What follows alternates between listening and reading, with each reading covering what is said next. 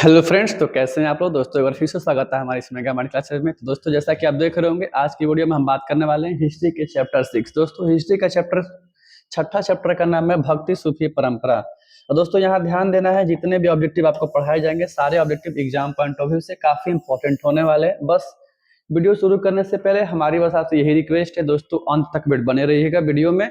Video अच्छा है, काफी आपको हेल्पफुल होगा एग्जाम पॉइंट ऑफ व्यू से, खासकर दोस्तों 2025 में एग्जाम देने वाले बच्चों के लिए।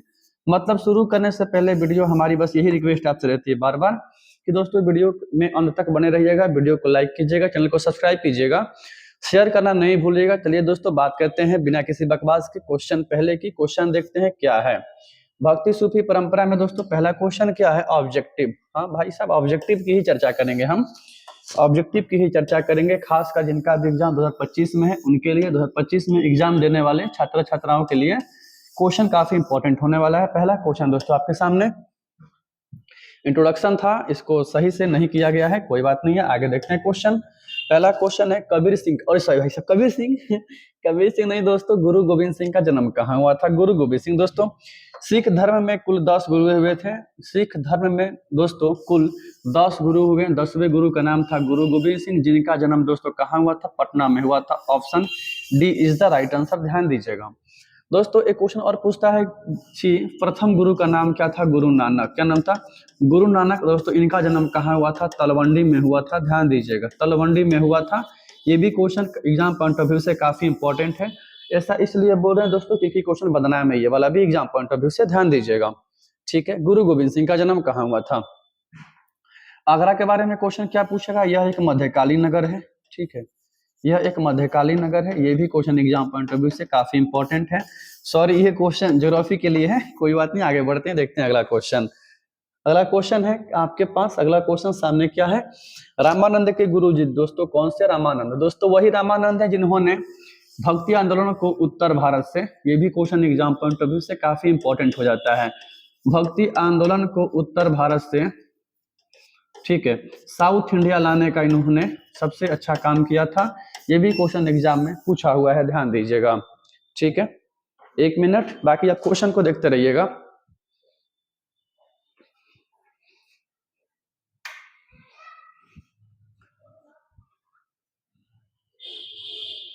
दोस्तों अगले क्वेश्चन की बात करते हैं। आपका अगला क्वेश्चन क्या है, आपका अगला क्वेश्चन है रामानंद के गुरुजी कौन थे, तो यही क्वेश्चन था। इसमें ऑप्शन क्या हो जाएगा, राघवानंद। क्या होगा, Raghavanand. Option A is the right answer, ध्यान से पढ़ लेना है। अगला क्वेश्चन, अगर इसमें बात करेंगे कबीर, दोस्तों कबीर के उपदेश बीजक पुस्तक में है, बीजक इनकी एक पुस्तक है, उनमें कबीर के उपदेशों का वर्णन किया गया है। ये भी क्वेश्चन एग्जाम में पूछा हुआ है। अगला क्वेश्चन है, अगला क्वेश्चन बहाउद्दीन जकारिया का संबंध। दोस्तों बहाउद्दीन जकारिया का संबंध किस सिलसिले से है, दोस्तों बहाउद्दीन जकारिया का संबंध सूफी सिलसिले से, सॉरी सुहरावर्दी, ठीक है, सुहरावर्दी सिलसिले से है, ध्यान दीजिएगा, सुहरावर्दी सिलसिले से है।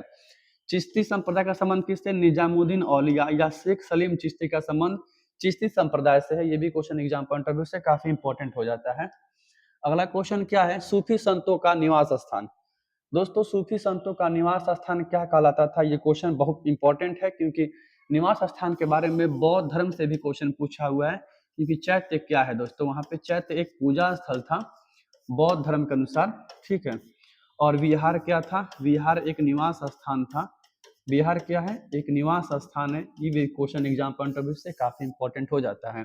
लेकिन सूफी संतों का, सूफी का शाब्दिक अर्थ ऊन होता है, क्या होता है, ऊन होता है। और दोस्तों सूफी संतों का निवास स्थान खानकाह कहलाता था, ध्यान दीजिएगा, खानकाह का संबंध सूफी संतों से है, ठीक है। अगला क्वेश्चन क्या है आपका, अगला क्वेश्चन है, देख लीजिए, अगला क्वेश्चन है दिल्ली सल्तनत, दिल्ली किस नदी के तट पर स्थित है दोस्तों, ध्यान दीजिएगा, दिल्ली यमुना नदी के तट पर स्थित है। Option B is the right answer. अब यहाँ पे क्या समझाना है हमको, जब आपको अब इतना सारा आप चैप्टर 6 पढ़ रहे हैं, आप हिस्ट्री का इतिहास का छठा चैप्टर पढ़ रहे हैं, तो फिर इतना समझाने की क्या जरूरत है, जब आप 4-5 चैप्टर पढ़ ही चुके हैं, तो मतलब आप समझ ही रहे हैं पढ़ाने का क्या तरीका है मेरा। लिंगायत आंदोलन का प्रादुर्भाव कहाँ हुआ था कर्नाटक में। कहाँ हुआ था, ये हुआ था कर्नाटक में। और दोस्तों लिंगायत आंदोलन के जनक थे, उनका नाम था बासवन्ना। बासवन्ना इस आंदोलन के सबसे बड़े प्रणेता थे। ऑप्शन ये भी एग्जाम में पूछा हुआ है, ध्यान दीजिएगा।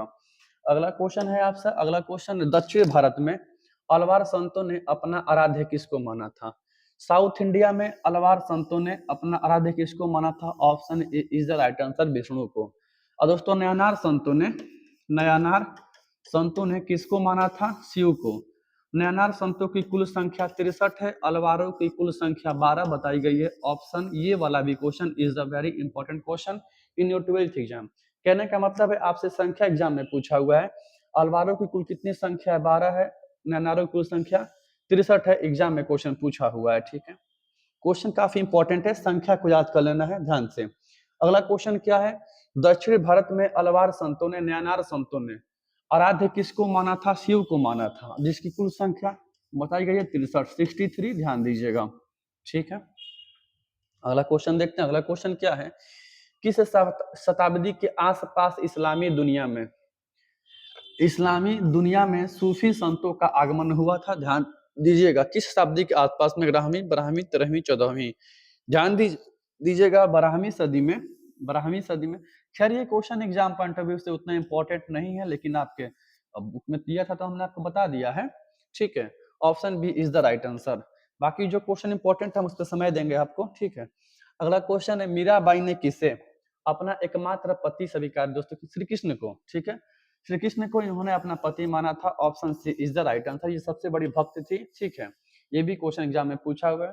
राजस्थान के एक बड़े राजघराने की बेटी हुआ करती थी, जिनके पति की मृत्यु हो गई थी। इन्होंने अपना पूरा जीवन कृष्ण के भक्ति में लीन करके बिता दिया था।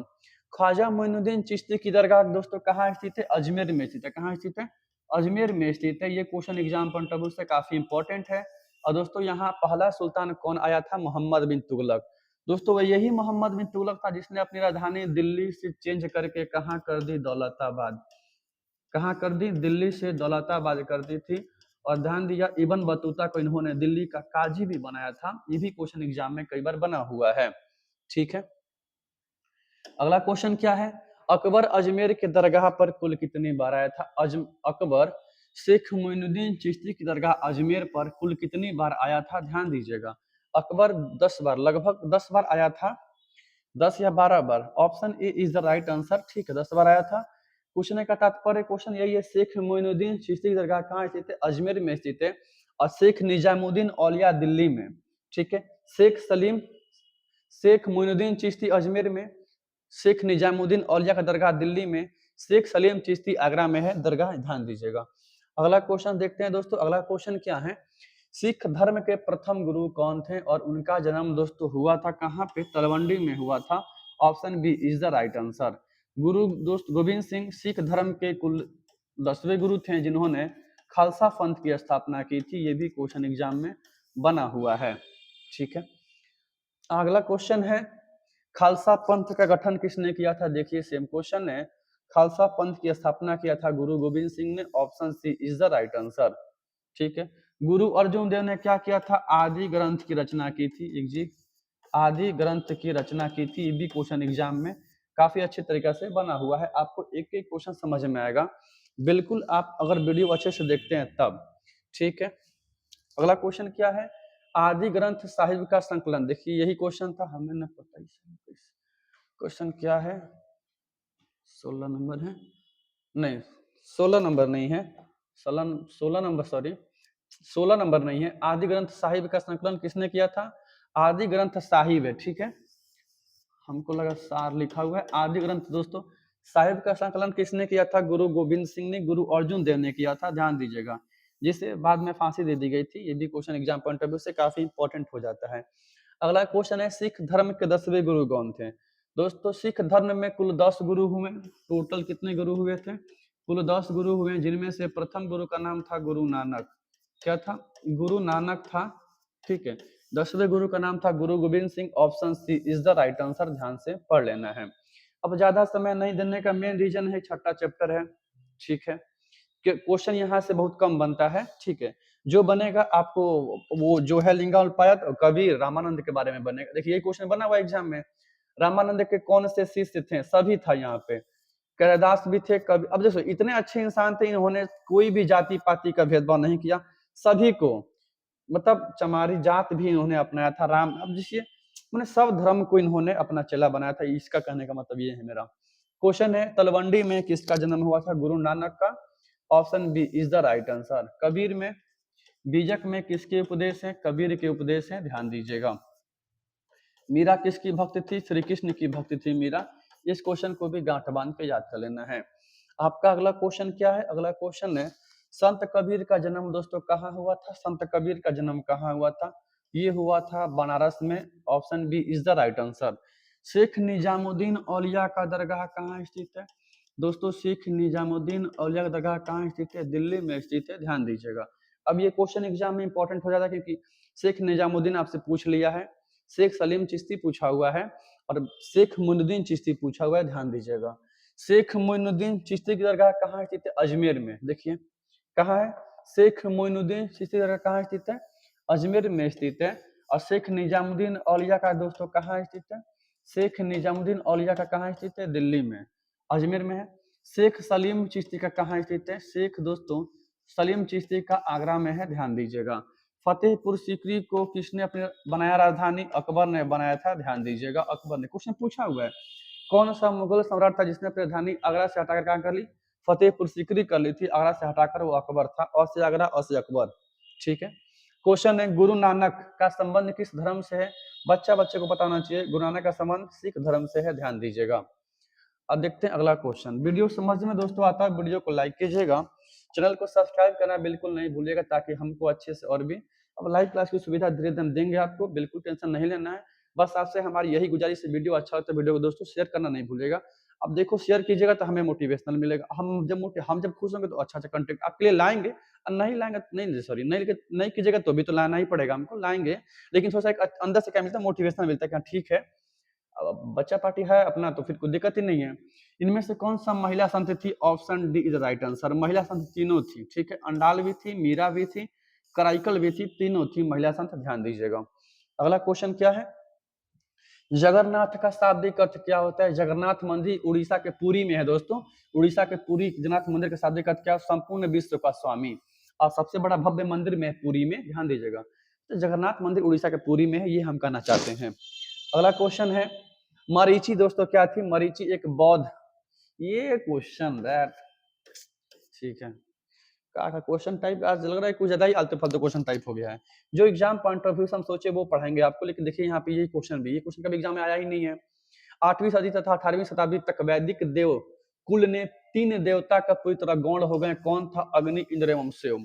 अब ये हमको पता है, आपको नहीं पढ़ना है तो फिर क्यों पढ़ाएं आपको हम, लेकिन क्या कीजिएगा, ठीक है आपके लिए भी पढ़ना ही पड़ेगा। आप सुने होंगे करत करत अभ्यास के जड़मती होत सुजान, रसरी आवत जात ते सिर पर प्रत निशान।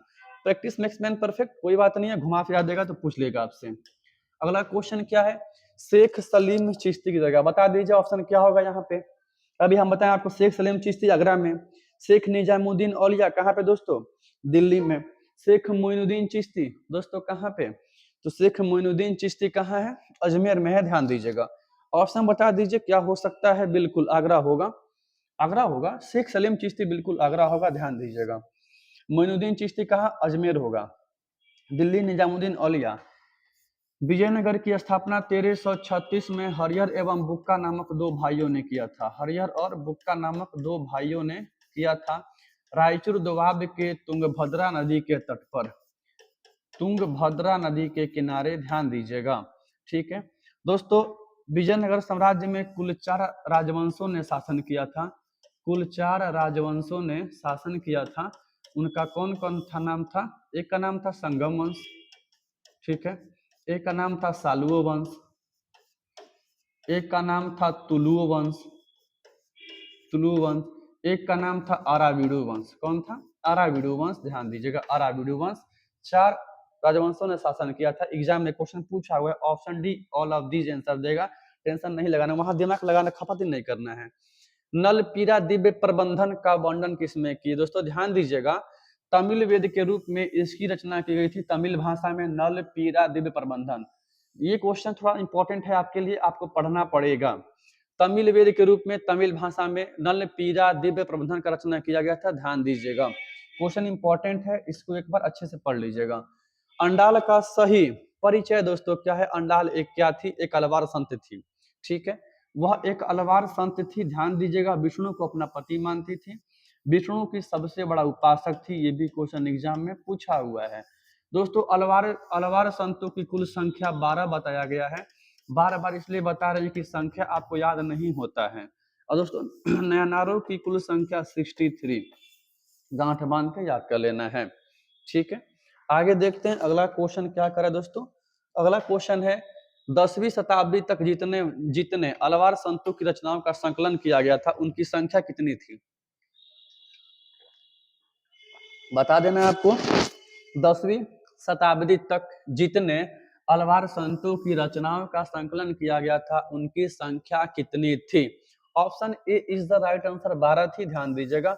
मतलब अलवारों की कुल संख्या पूछ रहा है, अलवारों की कुल संख्या पूछ रहा है, 12 थी।